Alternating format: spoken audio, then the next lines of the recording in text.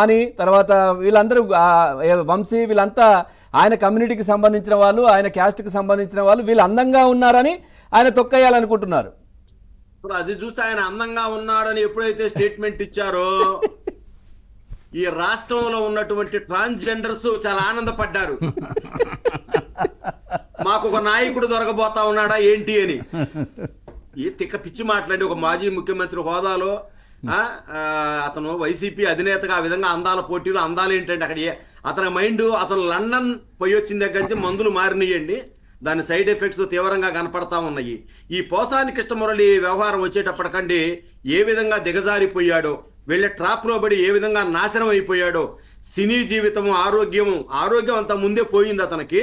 అసలు అతను పవన్ కళ్యాణ్ అన్న మాటలు, పవన్ కళ్యాణ్ గారిని కానివ్వండి, లోకేష్ గారిని కానివ్వండి, చంద్రబాబు నాయుడు గారిని కానివ్వండి, అసలు మానవ మృగాలు మీరు చెప్పే బోరుగడ్డ అనిల్ కానీ, ఇతను కానీ, కొడాలి నాని కానీ, ద్వారంపూడి చంద్రశేఖర్ రెడ్డి, రోజారెడ్డి గారు, వీళ్ళందరూ మాట్లాడిన మాటలు సభ్య సమాజం, అసలు మహిళలు అయితే వినలేని మాటలు ఈ మాటలు. అసలు పవన్ కళ్యాణ్ గారి గురించి నీ పక్క సహచర నటుడు, అతను హీరో, అతన్ని గురించి నువ్వు అంత మాట్లాడాల్సిన పనే ఉంది? అసలు అంత అవసరం ఏముంది? చంద్రబాబు నాయుడు గారు నంది అవార్డులు ఇవ్వలేదని మాట్లాడతావా? నంది అవార్డులు ఇస్తే ఆ కమిటీలో అందరు కమ్మాళ్ళు ఉన్నారని మాట్లాడావు. సరే, ఆ సినీ రంగానికి సంబంధించినటువంటి ఆనాటి కమిటీ సభ్యులు లిస్టు తీసుకొచ్చి ఎవరు కమ్మాస్ ఉన్నారో చూపించమంటే మళ్ళీ నోరు వెళ్ళబెట్టాడు.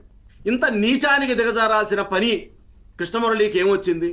వీళ్ళైనా కృష్ణమురళి ఆ విధంగా మాట్లాడుతూ ఉంటే, పోసాని కృష్ణమురళి మాట్లాడినా, నాని మాట్లాడినా, వంశీ మాట్లాడినా, పుట్టుకల గురించి అసెంబ్లీ సాధి మాట్లాడుతూ ఉంటే ఓ బాధ్యత గల ముఖ్యమంత్రిగా అప్పటి ముఖ్యమంత్రి జగన్మోహన్ రెడ్డి వారించాల్సిన అవసరం లేదా? నువ్వు ఇవాళ ఏదైతే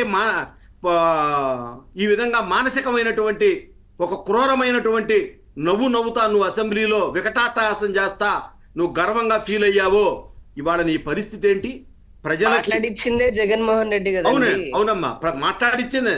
నువ్వు ఈ రోజు ఏంటి, నీ బ్రతుకేంటి?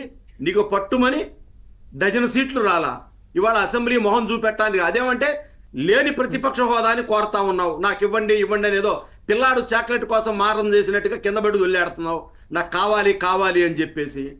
నీ పరిస్థితి ఆ విధంగా ఉంది. ఇవాళ పోసాని కృష్ణమురళి నిన్న పెద్ద డ్రామా చేసి నేను చచ్చిపోతానంటాడు. ఇతను చచ్చిపోతే ఎవరికి ఏమైందండి? కోర్టులో ఏమైంది? ఇప్పుడు నీ మీద ఉన్న కేసులు క్లోజ్ అవుతాయి, అంతకుమించి దేశానికి నష్టమేమి లేదు. చాలా మంది పుడుతున్నారు, చాలా మంది చనిపోతా ఉన్నారు, జైళ్లలో అనారోగ్యాలతో చనిపోతా ఉన్నారు. నిన్నే చనిపోనీరు. ఖచ్చితంగా ఈ ప్రభుత్వం నీకు ఏదైనా జరిగితే వెంటనే హాస్పిటల్ తీసుకెళ్తుంది, నీవు ట్యాబ్లెట్లు ఇస్తా ఉంది.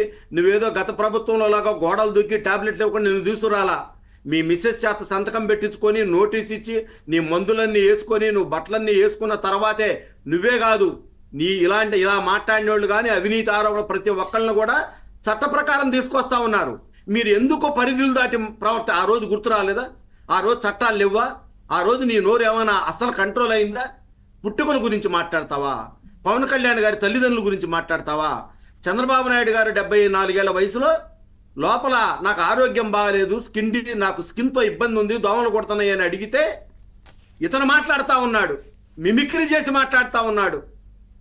దోమలు కొట్టక ఏం కొడతాయి అని చెప్పి నీకేం సంబంధం అవసరం పోసాని? ఇవాళ అందుకని ఎప్పుడు కూడా కాలం ఎవరిని వదిలిపెట్టదు. ఒక రోజు వెనకో ఒక రోజు ముందో తప్పనిసరిగా తన పని తను చేసుకుంటా పోద్ది.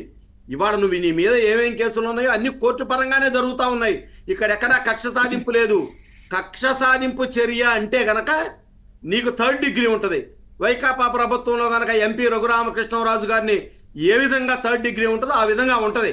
కానీ కూటమి ప్రభుత్వం దానికి దిగజారిపోలేదు. అలాంటి వాటికి మేము పూర్తిగా వ్యతిరేకం. చట్టపరంగా నువ్వు ఎట్లయితే నువ్వు దుర్మార్గంగా మాట్లాడావో చట్టపరంగా నువ్వు శిక్ష అనుభవించి తీరాల్సిందే. నువ్వు డబ్బు కోసం, పదవి కోసం ఎంత దిగజారిపోయి మాట్లాడావో ఆ రోజు నవ్వుతూ చేసిన పాపాలు నేడు ఏడుస్తూ అనుభవించాల్సిందే.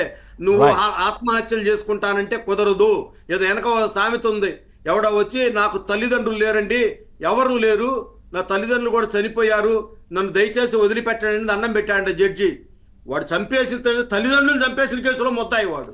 అదే చివరి కోరిక లేరు వదిలిపెట్టమంటాడు. చివరి కోరిక ఏంటి అని అడిగితే నాకు ఎవరు లేరు వదిలేయండి అని అన్నారంట.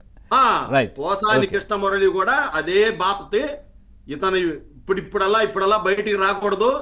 వర్రా రవీందర్ రెడ్డి ఒకడు, ఇతనొకడు, కొడాలి నాని ఒకడు, వంశీ ఒకడు, వీళ్ళెవ్వరు కూడా సభ్య సమాజంలో ఉండటానికి వీల్లేదు. మీరేమో బయటకు రాకూడదు అంటున్నారు.